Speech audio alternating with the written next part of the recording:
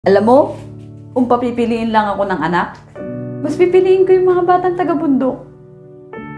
Yung mga batang pumapasok, kahit tawid ilog yung dadaanan nila.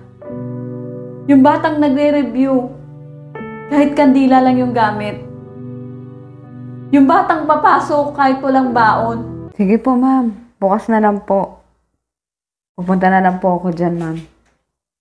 Okay po, ma'am. Salamat po.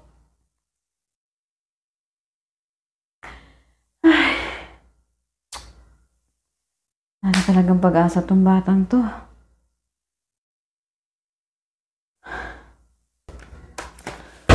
Oh.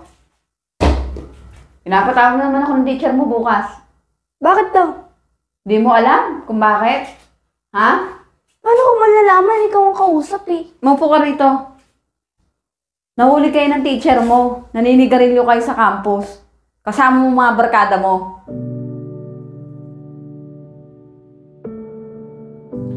Ano bang problema mong bata ka?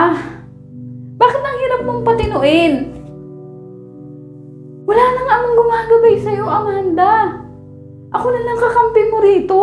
Tapos kinakalaban mo pa ako. Lahat na ng pakiusap. Ginawa ko na sa'yo. Ang hirap mong kausapin. Pag uutusan ka, kailangan lagi may kapalit na pera para kumilos ka.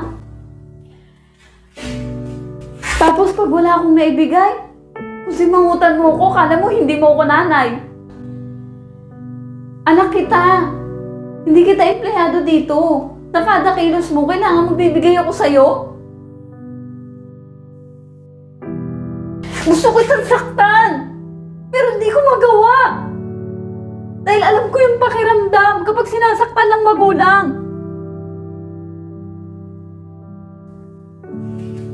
Alam mo, kung papipiliin lang ako ng anak, mas pipiliin ko yung mga batang taga-bundok.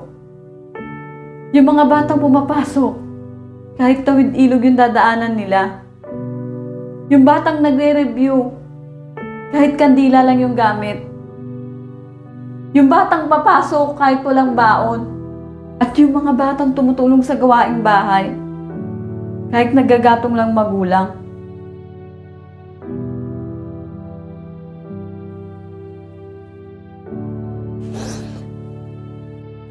Simula sa oras na to, ito na yung mga huling salitang maririnig mo sa akin.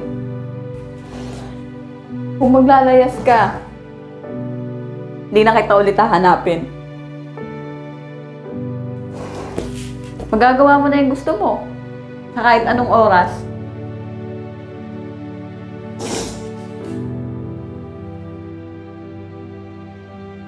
Hindi ko na rin lalaban yung damit at uniforme mo. Total, mas may respeto ka naman sa barkada mo. Doon ka na lang din humingi ng pagkain mo. Total, unti-unti mo na din akong Tanggap ko na. Maaga pa lang. Wala na akong anak. At yung pera, binibigay ko sa'yo. Iipunin ko na lang. Pambili ko ng sariling kabaong ko. Sana'y di magmahal ang dati kong araw ng